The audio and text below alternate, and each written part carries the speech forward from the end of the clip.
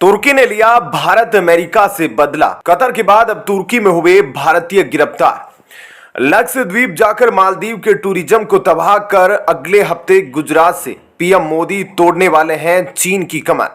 PM Modi के घर गुजरात में होगा अब तक का सबसे बड़ा प्रोग्राम। चीन की सरकार में क्यों बैठ गया गुजरात को लेकर खौफ। प्रधानमंत्री मोदी के घर गुजरात में होने वाला है कुछ ऐसा कि चीन से पूरा निवेश चुंबक की तरह आ जाएगा भारत। मालदीव के बाद अब पीएम मोदी करेंगे चीन का शिकार। प्रोग्राम से पहले ही तोड़ दी भारत ने चीन की कमर। $86 बिलियन का आया निवेश। दोस्तों, वर्तमान में भारत के लिए एक बहुत ही बुरी खबर आ रही है, जहां पर पहले कतर फिर अमेरिका में कुछ भारतीयों को गिरफ्तार होने के बाद और कनाडा में भारत के राजनयिक और सरकार पर झूठा आरोप लगने के बाद अब एक और देश से खबर सामने आ रही है, जहां पर हाल ही में भारत समेत कई देशों के लोगों को गिरफ्तार किया गया है। आपको बता दें कि जिस देश ने भारत समेत कई देशों के लोगों को गिरफ्तार किया है वह भारत के पड़ोसी देश पाकिस्तान का जिगरी यार है।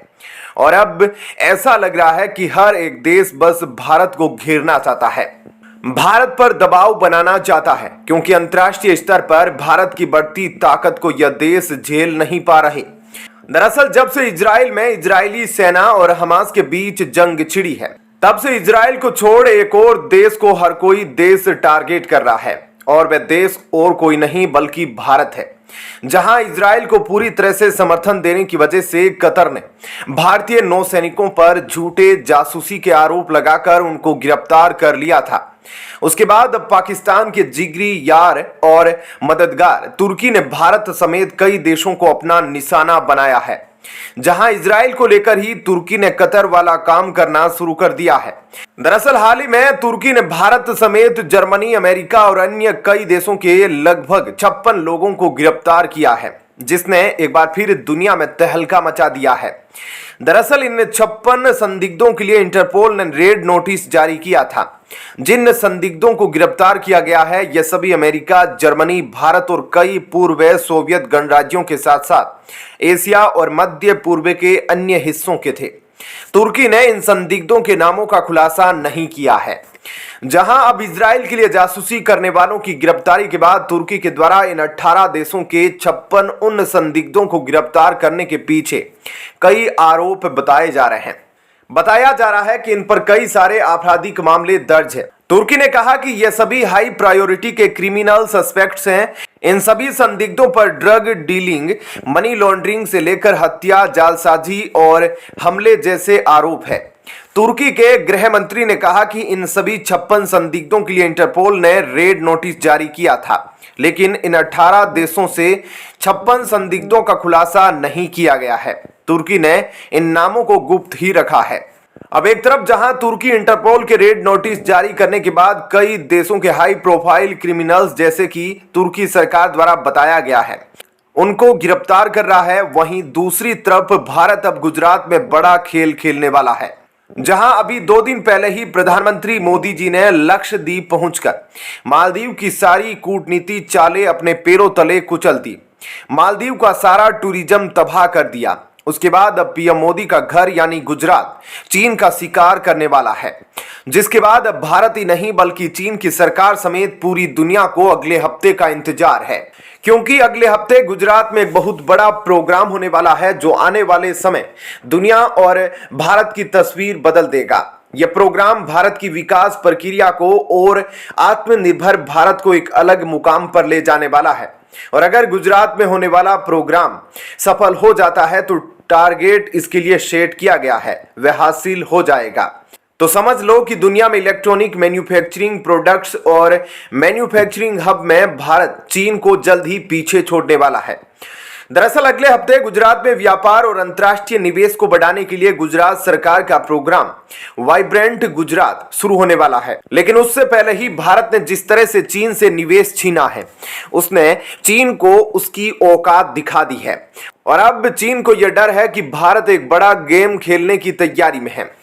दरअसल अगले हफ्ते होने वाले वाइब्रेंट गुजरात प्रोग्राम से पहले ही गुजरात ने जापान, दक्षिणी कोरिया और अमेरिका की कंपनियों से वो निवेश प्राप्त कर लिया जिसके बारे में चीन ने कभी सोचा भी नहीं था। दरअसल वाइब्रेंट गुजरात ग्लोबल शिखर सम्मेलन के शुरू होने से पहले ही गुजरात के मुख्यमंत्री भूपेश पटेल ने रॉयटर्स न्यूज एजेंसी को बताया कि इस ग्लोबल शिखर सम्मेलन के आयोजन से पहले गुजरात सरकार की विश्व की 58 कंपनियों के साथ 86 बिलियन डॉलर के शुरुआती निवेश समझौते पर हस्ताक्षर हो चुका है और वर्तमान में गुजरात सरकार दक्षिणी कोरिया, जापान और अमेरिका की सेमीकंडक्टर मैन्युफैक्चरिंग कंपनियों के साथ लगातार बातचीत कर रही है। दरअसल जिस तरह से वर्तमान में जियोपॉलिटिक पावर सेंटर बदलता जा रहा है, जहां 1990 तक सोवियत संघ के टूटने के बाद से लगभग 2010 तक अमेरिका एक सुपर पावर कंट्री रहा, उसके बाद 2013 के शुरुआत से जिस तरह से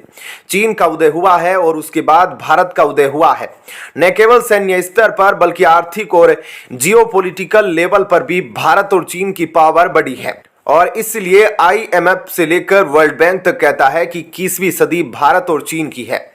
लेकिन बीते 30 साल में अमेरिका और यूरोपीय देशों के अंधे निवेश और लापरवाही के कारण आज चीन इस मुकाम पर पहुंच गया है जहां उसको दुनिया का मैन्युफैक्चरिंग हब कहा जाता है। चीन जिस देश के साथ अपना व्यापार बंद कर दे या अपना निर्यात बंद कर दे, उसको भूखा मरना पड़ता है। और यह हालत हमने कोविड महामारी और उसके बाद देख ली थी, जब चीन ने इलेक्ट्रॉनिक प्रोडक्ट्स और उसमें लगने वाले सेमीकंडक्टर चिप को लेकर जापान को मना कर दिया था। साथ ही अब लगभग एक हफ्ते पहले ही चीन ने यह घोषणा भी कर दी कि अब से वह अपनी रेयर अर्थ मटेरियल का खनन करने वाली तकनीक एक्सपोर्ट नहीं करेगा। वर्तमान में चीन पूरी दुनिया का 90% रेयर अर्थ मटेरियल का उत्पादन करता है और चीन के पास रेयर अर्थ मटेरियल के सबसे ज्यादा 40% रिजर्व है। अब चीन पूरी दुनिया के लिए इसलिए दादागिरी दिखाता है कि एक तो उसके पास कच्चा माल है, दूसरा उसके पास इन रेयर अर्थ मटेरियल का खनन करने के लिए दुनिया की बेहतरीन तकनीक है। दरअसल रेयर अर्थ मटेरियल कोई ऐसे मटेरियल नहीं है जो बहुत ही कम है। दरअसल इनको रेयर अर्थ मटेरियल इसलिए कहा जाता है क्योंकि एक तो यह जमीन के काफी नीचे पाए जाते हैं, दूसरा यह अन्य मटेरियल के साथ ज्यादातर रेडिएशन युक्त मटेरियल खनिज के साथ पाए जाते हैं। ऐसे में सावधानी से उनको रेडिएशन युक्त खनिज से अलग करके निकालना अपने आप में एक कठिन प्रोसेस है और इसके लिए बेहतरीन तकनीक की जरूरत है। लेकिन अब जिस तरह से भारत में सभी इलेक्ट्रॉनिक प्रोडक्ट्स मैन्युफैक्चर हो रहे हैं, डिफेंस वेपन से लेकर मोबाइल और अन्य सामानों का उत्पादन किया जा रहा है, और ताइवान जहां दुनिया की सबसे बड़ी सेमीकंडक्टर चिप मैन्युफैक्चरिंग कंपनी को चीन के कब्जे से खतरा है, उसको देखते हुए सभी यूरोपीय देश और अमेरिका का यह विश्वास है कि सेमीकंडक्टर चिप के लिए एक देश चीन पर पूरी तरह निर्भर होना बहुत बड़ा घाटे का सौदा हो सकता है। ऐसे में भारत में पूरी तरह से एक big semiconductor chip manufacturing plant स्थापित करना एक बड़ा गेम चेंजर हो सकता है। और यकीनन जिस तरह से भारत अब लिथियम आयन बैटरी और लिथियम तथा अन्य रेयर अर्थ मटेरियल के कच्चे माल को प्राप्त करने के लिए जोर लगा रहा है, जहां भारत ने हाल ही में अर्जेंटीना के साथ एक समझौता किया है जिसके मुताबिक भारत अर्जेंटीना में लिथियम के उत्पादन के लिए वहां की 5 खदानों का अधिग्रहण करने जा रहा है। और यह समझौता भारत के खनिज विदेश इंडिया लिमिटेड व अर्जेंटीना के कैमयन के बीच होगा। उसके बाद अब अमेरिका, जापान और यूरोपीय देशों को यकीन हो गया है कि भारत में वह काबिलियत है जो चीन को रिप्लेस कर सकती है। ऐसे में गुजरात में होने वाले वाइब्रेंट गुजरात ग्लोबल शिखर सम्मेलन से पहले ही 86 बिलियन डॉलर का निवेश आ चुका है और उम्मीद है कि इस ग्लोबल शिखर सम्मेलन के बाद गुजरात लगभग 100 से 150 बिलियन डॉलर का निवेश प्राप्त करेगा। ऐसे में क्या कहना है आपका इस खबर पर कमेंट सेक्शन में जरूर बताएं। जय हिंद, जय भारत।